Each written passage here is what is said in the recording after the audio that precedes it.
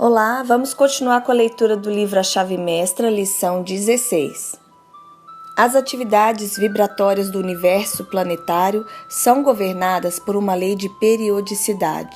Tudo que vive tem períodos de nascimento, crescimento, frutificação e declínio. Esses períodos são governados pela lei dos 7. A lei dos 7 governa os dias da semana, as fases da lua, as harmonias do som, a luz, o calor, a eletricidade, o magnetismo e a estrutura atômica. Ela governa a vida dos indivíduos e das nações e domina as atividades do mundo comercial. A vida é crescimento e o crescimento é mudança.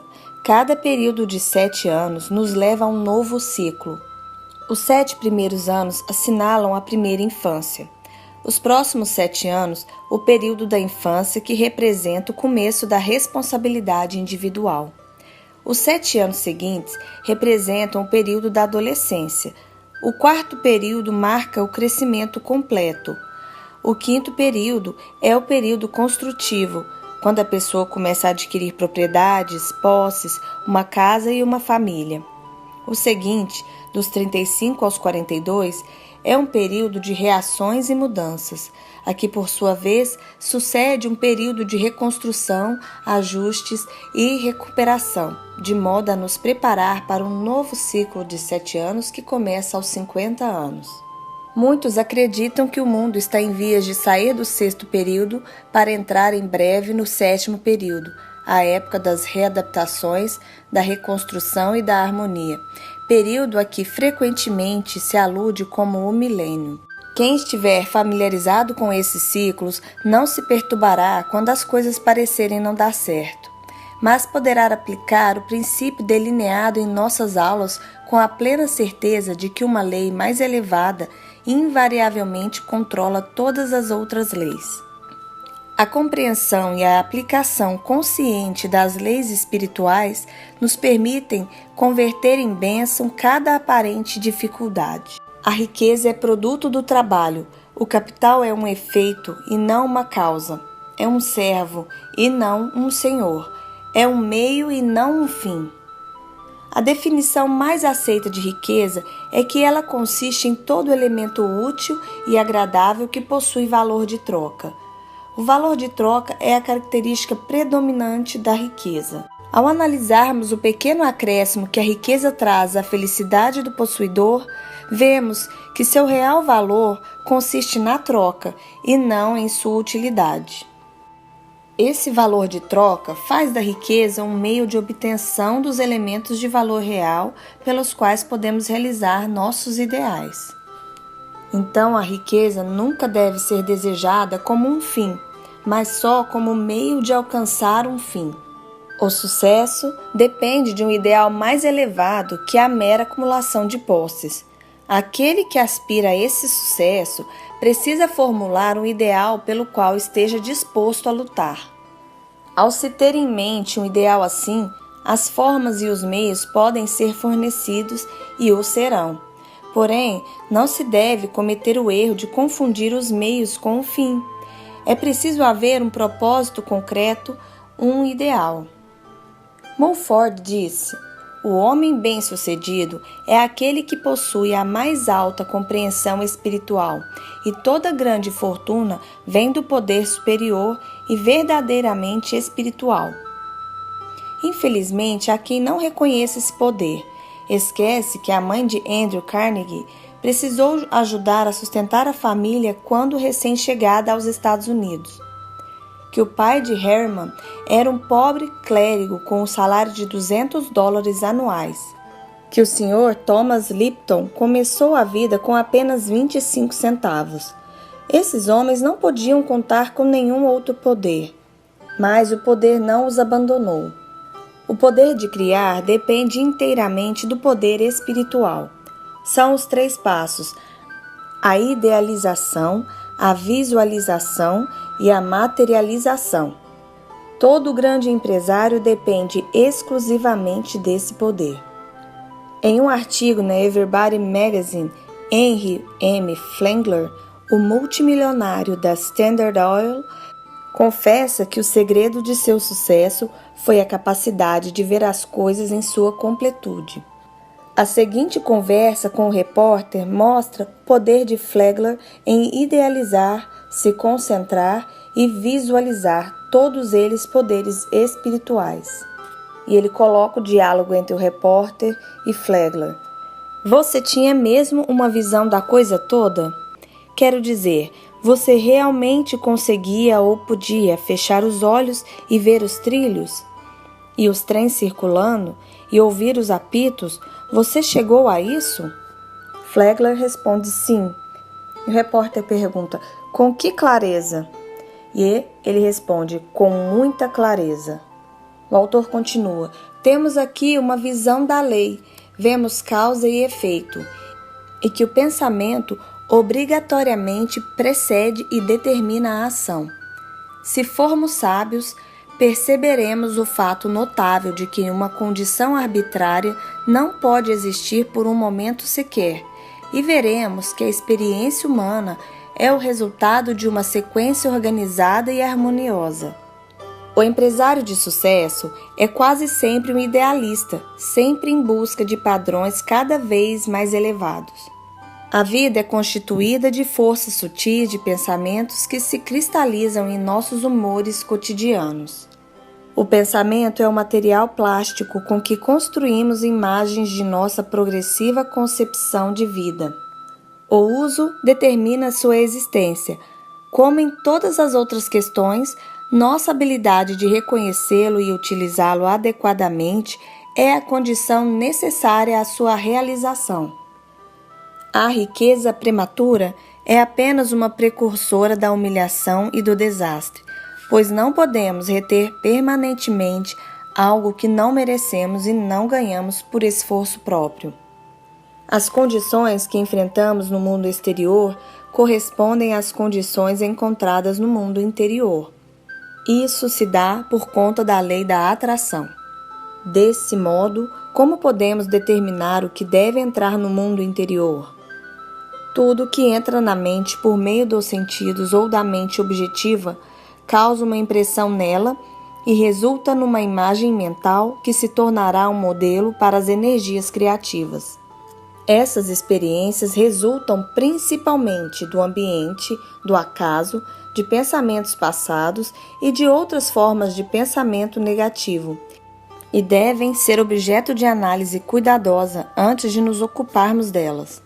Por outro lado, podemos formar nossas próprias imagens mentais por meio de processos internos de pensamento, sem levar em conta os pensamentos alheios, as condições externas ou qualquer tipo de ambiente.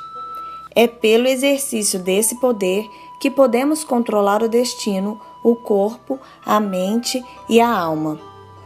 Pelo exercício desse poder, tiramos o destino das mãos do acaso e construímos conscientemente as experiências que desejamos para nós, porque, ao compreendermos conscientemente uma situação, ela acabará por se manifestar em nossa vida.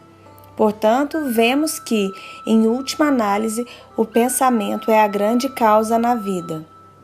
Consequentemente, controlar o pensamento implica controlar as circunstâncias, as situações, o ambiente e o destino. Então, como controlar o pensamento? Qual é o processo? Pensar é criar um pensamento, mas o resultado do pensamento dependerá da forma, da qualidade e da vitalidade dele. A forma dependerá das imagens mentais de que ele emana. Dependerá da intensidade da impressão, da predominância da ideia, da clareza da visão, da firmeza da imagem. A qualidade depende da substância da forma e essa depende do material de que a mente é composta. Se esse material tiver sido tecido com pensamentos vigorosos, fortes, corajosos, determinados, o pensamento terá essas qualidades. E, finalmente, a vitalidade depende do sentimento de que o pensamento está impregnado. Se o pensamento for construtivo, terá vitalidade, terá vida, crescerá, se desenvolverá, se expandirá e será criativo. ele atrairá para si o que for necessário ao seu completo desenvolvimento. Se o pensamento for destrutivo, conterá os germes de sua própria dissolução. Ele morrerá, mas no processo de morrer, trará mal-estar, doença e toda forma de oposição. A isso damos o nome de mal, e quando atraímos o mal para nós, há quem atribua as dificuldades a um ser supremo, que contudo é apenas a mente em equilíbrio. Ele não é bom nem mal, simplesmente é. Nossa capacidade de diferenciá-lo numa forma é a habilidade de manifestar o bem ou o mal.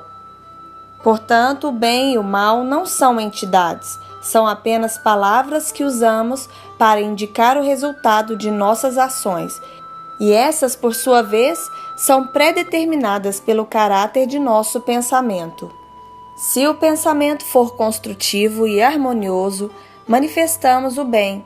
Se for destrutivo e desarmônico, manifestamos o mal. Se você deseja visualizar um ambiente diferente, o processo para isso envolve apenas ter em mente um ideal, até suas visões se tornarem reais. Não se preocupe com pessoas, locais ou coisas, pois no absoluto não há lugar para elas. O ambiente que você desejar conterá todo o necessário.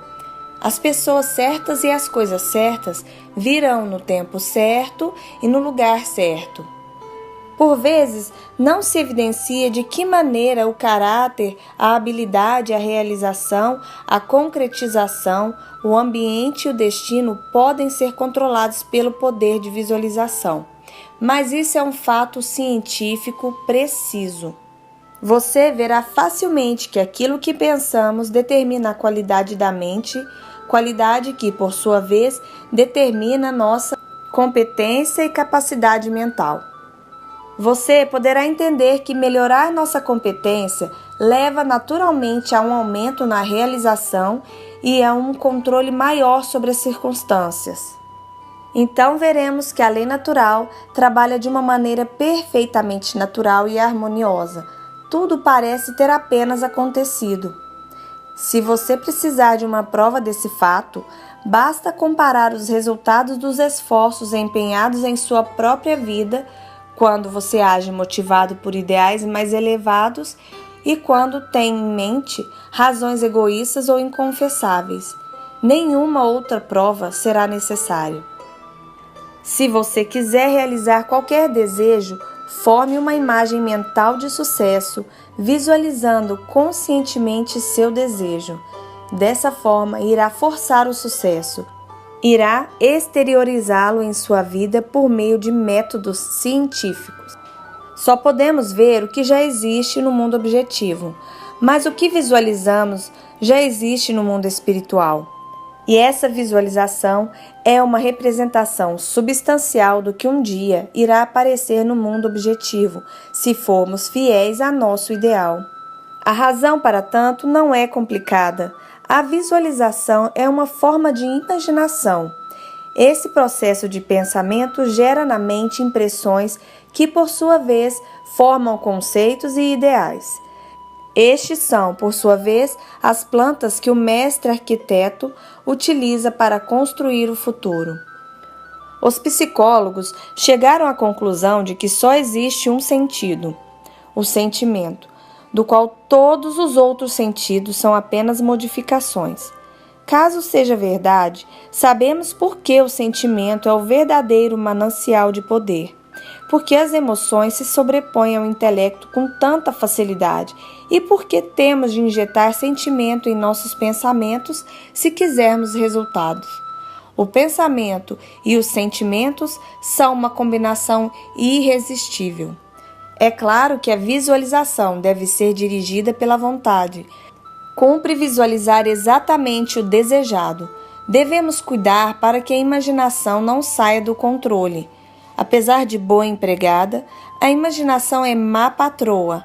Se não a controlarmos, poderá facilmente nos levar a toda espécie de especulações e conclusões sem qualquer base ou fundamento factual. Todo tipo de opinião plausível tende a ser recebido sem um exame analítico, daí resultando inevitavelmente o caos mental. Portanto, precisamos construir somente imagens mentais que saibamos ser cientificamente verdadeiras. Submeta toda ideia a uma análise criteriosa e não aceite o que não for cientificamente exato. Assim, você só tentará coisas que possa finalizar e seus esforços terão sucesso. A isso os empresários chamam de visão de longo alcance, muito similar à intuição, e um dos grandes segredos do sucesso em qualquer empreendimento de vulto. Como exercício desta semana, busque compreender o importante fato de que a harmonia e a felicidade são estados de consciência e não dependem da posse de bens, de que os objetos são efeitos e vêm como consequências dos estados mentais corretos. Assim, se desejarmos qualquer tipo de bem material, nossa principal preocupação deve ser adquirir a atitude mental que trará o resultado desejado. Essa atitude mental deriva da compreensão de nossa natureza espiritual e de nossa unidade com a mente universal. Essa percepção trará todo o necessário à nossa completa satisfação. Isso implica pensar cientificamente ou pensar corretamente. Quando conseguirmos manifestar essa atitude mental, torna-se relativamente fácil perceber o desejo como um fato já manifestado. Quando conseguirmos fazê-lo, teremos encontrado a verdade que nos torna livres de qualquer escassez ou limitação. E o autor finaliza a lição com essa frase: um homem pode modelar uma estrela e deixá-la livre para circular em sua órbita, e apesar disso, não ter realizado diante de Deus um feito tão memorável quanto daquele que deixa um pensamento precioso circular pelas gerações do tempo. Fim da lição 16. Eu espero que tenham gostado, compartilhe o conhecimento com outras pessoas e até a próxima. Muito obrigada!